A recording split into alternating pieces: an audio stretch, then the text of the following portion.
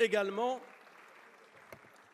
que nous fixions un objectif de 100% de plastique. C'est ce gouvernement qui fermera la centrale de Fessenheim avant la fin de l'année 2020 et qui a proposé un chemin crédible pour réduire la part du nucléaire à 50% d'ici 2035, avec le développement massif du renouvelable et notamment de l'éolien en mer. Le succès de la prime à la conversion pour l'achat d'un véhicule moins polluant nous permet de doubler notre objectif. Nous visons désormais 1 million de familles d'ici la fin du quinquennat. J'ai annoncé notre volonté d'en finir avec cette pratique scandaleuse qui consiste à jeter ce qui ne peut être vendu. Cette mesure constitue une première dans le monde. Elle figurera dans le projet de loi de lutte contre le gaspillage. Nous avons déjà acté la suppression des produits plastiques à usage unique les plus néfastes. Mais nous devons aller plus loin. Parce que l'État se doit d'être exemplaire, tous les produits en plastique jetables seront bannis de l'administration à compter de l'année prochaine. Je souhaite également mettre fin au recours abusif aux contrats courts.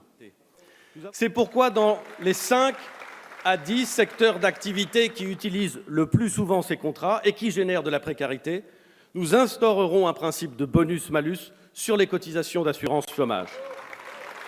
Le troisième objectif vise à introduire une dégressivité de l'indemnisation pour les salariés qui perçoivent les salaires les plus élevés et qui sont en mesure de retrouver un emploi plus rapidement que les autres. Le taux d'imposition de la première tranche de l'impôt sur le revenu, qui regroupe 12 millions de foyers, sera abaissé de 3 points. Cela représente un gain moyen par foyer de 350 €, soit à ce niveau un tiers de l'impôt en moyenne. C'est massif, c'est clair, c'est net.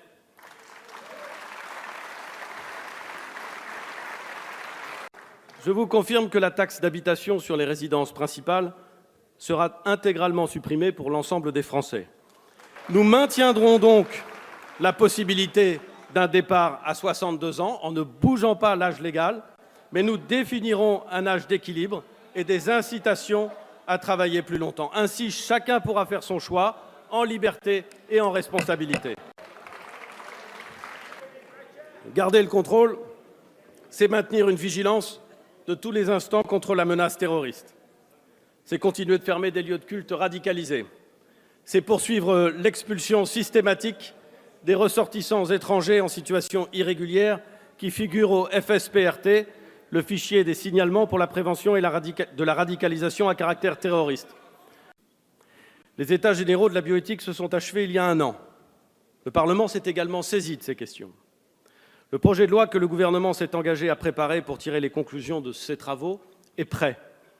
Conformément aux engagements du Président de la République, il autorise le recours à la procréation médicalement assistée pour toutes les femmes. Sur certaines questions,